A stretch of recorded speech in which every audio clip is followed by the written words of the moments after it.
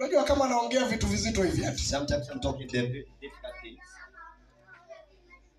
Yaani unanisikia kama naongea vitu vizito namna hii. You are hearing I'm talking very difficult things. Labda hujanielewa, acha nikusomee. Later ready for you now. Kumbukumbu la Torati. Oh yes.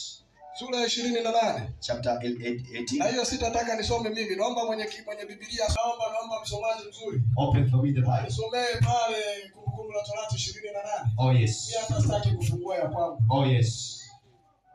Nataka ufungue ya kwangu. Kwa bidii.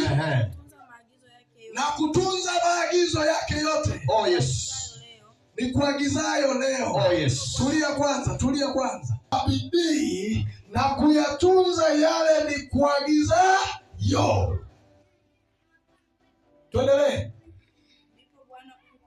Ndipo Bwana Mungu wako. Oh yes. Tulia.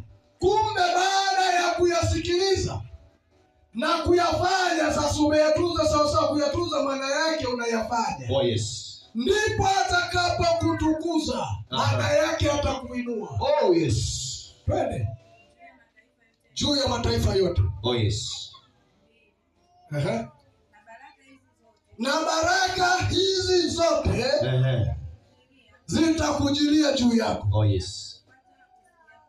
Na kukupata usikiapo sauti ya Bwana Mungu wako. Oh yes.